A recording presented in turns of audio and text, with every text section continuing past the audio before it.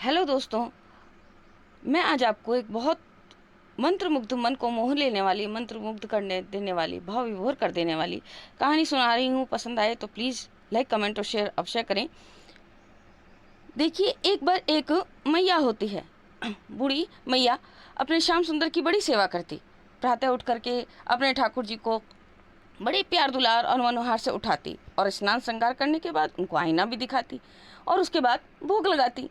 एक बार उसको 1 मास की लंबी यात्रा पर जाना पड़ा, मतलब 1 महीने की लंबी यात्रा के लिए बाहर जाना पड़ा। अब जाने से पूर्व उसे थोड़ा सा ये लगा कि भई अब मैं बाहर जा रही हूँ तो मेरे ठाकुर जी की पूजा कौन करेगा। उसने अपनी पुत्रवधू को बुलाया और उसको समझाने लगी, ठाकुर जी की सेवा में देखना कोई कमी ना रहे। उनको श्रृंगार करने के बाद आईना दिखाना और इतना अच्छा श्रृंगार करना कि ठाकुर जी मुस्कुरा दें। दूसरे दिन बहू ने सास की आज्ञा अनुसार ठाकुर जी की सेवा की। उनको श्रृंगार के बाद दर्पण भी दिखाया और उसी दर्पण में धीरे से देखने भी लगी कि देखते हैं ठाकुर जी मुस्कुराए या नहीं मुस्कुराए। ठाकुर जी को जब मुस्कुराता ना देखा तो सोचा श्रृंगार में कमी हो गई होगी।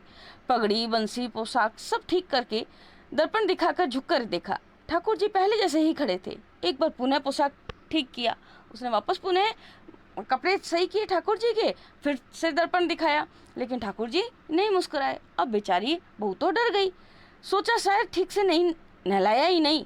फिर से कपड़े उतारकर ठाकुर जी को स्नान कराया, पोशाक और श्रृंगार पहनाया, पुनः दर्पण दिखाया, किंतु ठाकुर जी मुस्कुरा नहीं पाए और मुस्कुराए भी नहीं और वो उनको मुस्कुराता देख भी नहीं सकी।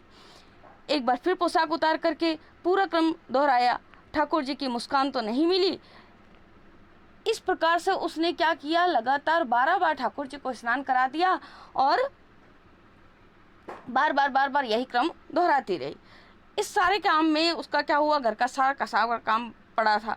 ना कुछ खाया उस बहू ने, ना ही पानी पिया। बहुत जोर की भूख प्यास भी लगी थी, किंतु सास के आदेश की अवहेलना करना, यानी कि सास के आदेश को दरकिनार करना उसे बिल्कुल भी उसकी हिम्मत नहीं थी। अब 13वीं बार उसने ठाकुर जी को वापस पुनः वस्त्र उतारे, पुनः जल से स्नान कराया। ठाकुर जी सुबह से सर्दी के मौसम में स्नान कर करके तंग हो गए थे। उन्हें भी जोर की भूख लगी थी, किंतु उनके मन में भी बड़ी दुविधा थी कि क्या करूं। श्रृंगार होने के बाद आसन पर विराजमान हो गए। अब श्रृंगार होने के बाद में जब 13वीं बार में उन्होंने बहू ने स्नान कराया, आसन पर विराजमान कराया, तो बहू ने दर्पण उठाया। अब ठाकुर जी ने निश्चय कर लिया था कि मुस्कुराने का, जैसे ही बहू आईना दिखाएगी, दर्पण दिखाएगी, मैं मुस्कुरा दूंगा। जैसे ही बहू ने ठाकुर जी को दर्पण दिखाया और झुककर के बगल से देखने की चेष्टा की, श्याम सुंदर मुस्कुराने लगे। अब उनकी भुवन मोहिनी हंसी को देख करके बहू बहुत विस्मित हो गई, आश्चर्यचकित हुई और इतनी मंत्रमुग्ध हो गई कि सारी दुनिया को भूल गई। थोड़ी देर में जब उसे होश आया तो उसको लगा शायद मेरा भ्रम हो। ठाकुर जी तो हंसे नहीं। उसने पुनः दर्पण दिखाया। ठाकुर जी ने सोचा, प्यारे अगर भोजन पाना है तो मुस्कुराना पड़ेगा। वो पुनः मुस्कुराने लगे। ऐसी हंसी उसने पहले कभी नहीं देखी थी। वह मंदहास उसके हृदय में बस गया था। उस छवि को देखने पर उसका मन बार बार हुआ। एक बार फिर उसने दर्पण दिखाया और ठाकुर जी को मुस्कुराना पड़ा। अब तो मारे खुशी से वह फूली नहीं समाई।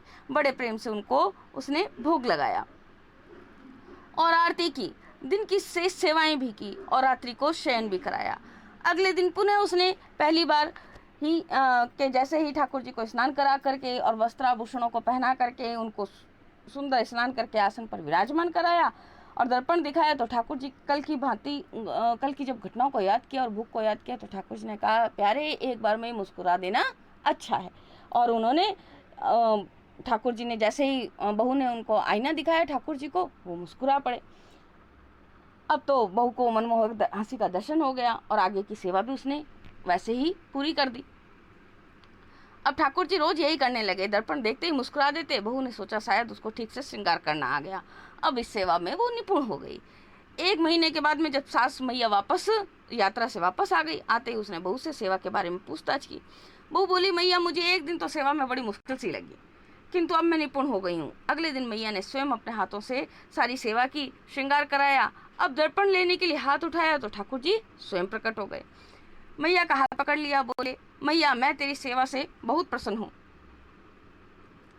पर दर्पण दिखाने की सेवा तो मैं तेरी बहुरानी से ही करवाऊंगा, तू तो रहने दे। मैया बोली, लाला क्या मुझसे भूल हो गई? ठाकुर जी ने कहा, नहीं मैया, भूल तो नहीं हुई, पर मेरा मुस्कुराने का मन करता है, और मैं तो तेरी बहू रानी के हाथ से जो वो दर्पण दिखाती है उसको देख करके मुस्कुराने की आदत डाल चुका हूँ। अब ये सेवा तो उसी को करने दे। मैया ने बहू रानी को आवाज़ लगाई और उससे सारी बात पूछी। बहू ने बड़े सहज भाव से कह दिया, हाँ ऐसा ठाकुर जी तो रोज मुस्कुराते हैं, ये केवल पहले दिन ही केवल समय लगा था। मैया बहू रानी की श्रद्धा और उसकी लगन और ठाकुर जी के दर्शन से बहुत प्रसन्न हो गई, क्योंकि उसे पता चल गया था कि उसने अपने प्रेम से ठाकुर जी को पा लिया है। मैया ने अपनी बहू रानी को ठाकुर जी की सारी सेवा करके सौंप दी और ऐसा करके वो निश्चिंत हो गई। तो कैसी लगी मेरी कहानी?